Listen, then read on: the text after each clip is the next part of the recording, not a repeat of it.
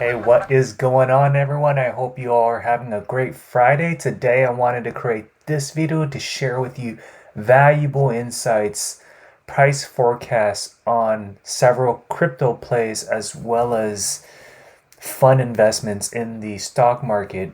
I'll share with you my reasons why I firmly believe these crypto plays, as well as mutual fund investment, will be solid for future valuation growth. Before I begin, if you're new to this channel, please make sure to hit the like and subscribe for more related content. Let's begin. Now, the first coin I wanted to talk about is Mana. We're looking at Coinbase, where the current price of Mana Decentraland price is at around the range of $4.15. As you can see, we're seeing large volume as well as percentage for trading activity. In fact, the typical hold time is about less than 2 weeks, where you have about two-thirds of the population interested in investing with Mana actually buying and holding for a duration about 2 weeks. And there's actually more buyers, which means the price will continue to rise. We're looking at a 1 year range here. I mean, back in October 28, it was hovering at the 81 cents, and it catapulted all the way up to 4.99 October, and then it's been on a downward trajectory decline up until just recently. I mean, just 9 days, right? It went close to about 100% gain. I mean, now it's up to the threshold above $4. And why do I like Mana so much, right? Well, this is part of the whole metaverse discussion, where this is an Ethereum token that powers Decentraland virtual reality platform. We are in a state where we know that digital currency is the name of the game, and from just seeing technology advance, we're beginning to see how virtual reality, augmented reality advancement in technology is becoming the norm of this world. In fact, I wanted to share with you the actual website here. I mean, it looks very innovative. In fact, they even have a Discord. I mean, you can go onto their website to explore their first ever virtual world owned by its users.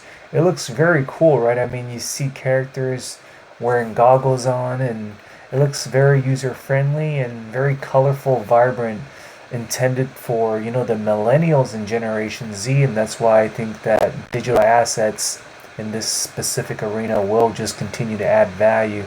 I mean, it has like that whole theme of like the Simpsons look, and now, I mean, Decentraland is going to shape the future of virtual reality, and that's why I firmly believe that this play can go beyond the double-digit range in the near term, possibly Q1 of 2022, and it may be surprising to see this catapult up to like $8 coming very soon.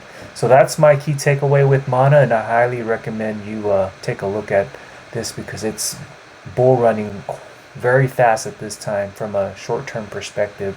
The next play I wanted to share with you is Steller Lumens.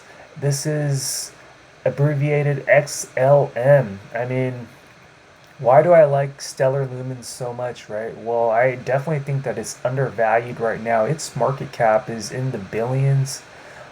We know that there's just significant volume of trading with Steller Lumen. This is a rank 24 coin at this time, according to CoinMarketCap. Even on Coinbase, you'll see that Steller Lumens is a high volume traded coin. And currently, where the current share price is right now at 35 cents, soon it will break through the 38 cents I'm forecasting. We're beginning to see an upward trajectory. It would have been nice if you dollar cost averaged down at the low point of like 31, 32 cents. However, if you're looking at this from a long-term perspective, if you hold on to this, like let's say 3 to 5 years, you can easily see this get up to like potentially $10 and beyond that if you're a long-term investor. Think about like 10 to 20 years from now. Let's say if you were to hold on to XLM, I mean, you just move this decimal point over and over and over again, and look at Amazon, right? I mean, back in early 2000, Amazon was at around the range of like $77. During the dot-com era, it went down to $5 per share. And 20 years later, now we all know that Amazon is in the thousands, right? Close to like $4,000 range. Now, looking at it from a long-term approach, we know that cryptocurrencies, it has been validated, and that's why it's definitely undervalued for you to take initiative with getting in early with these type of coins that can add value in the future. Now we're looking at Steller Lumen's actual website here. What's so unique about it, right? I mean, it actually creates, sends, and trades digital representations of all forms of money, whether it be dollars, pesos, Bitcoin, basically anything that has value when it comes to assets. And what's so unique is that the software runs across a decentralized open network and handles millions of transactions each day.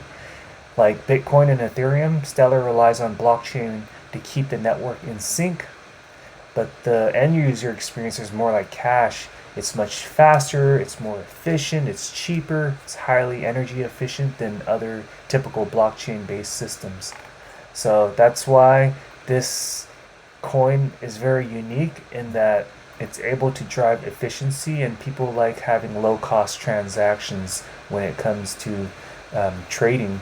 And we know that Stellar Lumens, its actual team is based out in San Francisco in the Bay Area, so we know that this is a high quality type of initiative in the long run to develop a community that really values digital currency for the value that it brings to this society. So the next coin I wanted to talk about is crypto.com. It goes by CRO.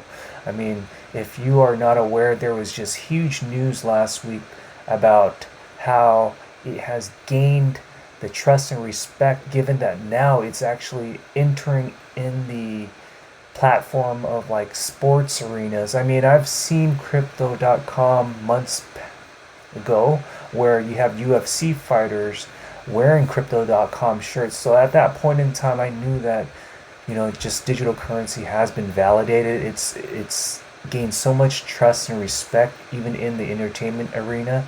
And now the fact that it has gained exposure, and now the name of the Staples Center where multiple sports events are held there, such as where the LA Lakers play, Clippers, even with other sports teams, they're now actually called crypto.com. So when you're in the LA arena, Los Angeles, you're actually going to the crypto.com arena instead of the Staples Center. So that's just huge news.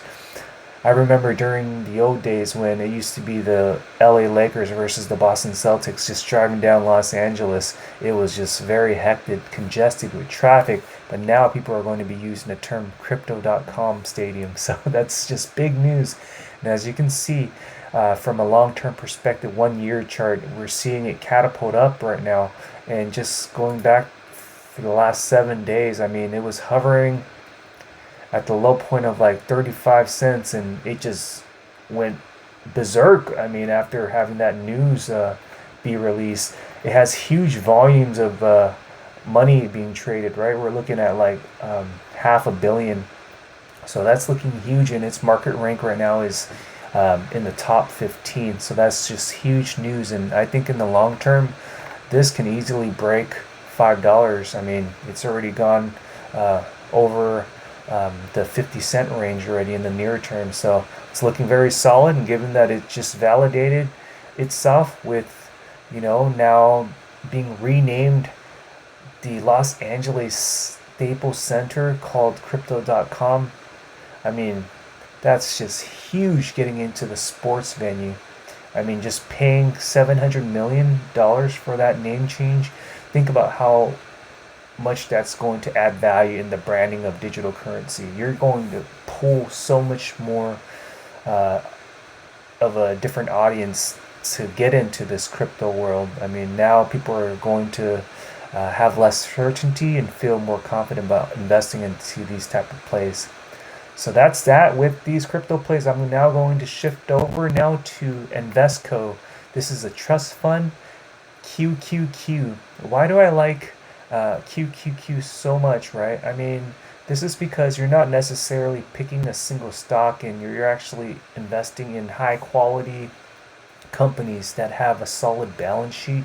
When I say high quality company, what I mean is that it has demonstrated year over year how its balance sheet has improved.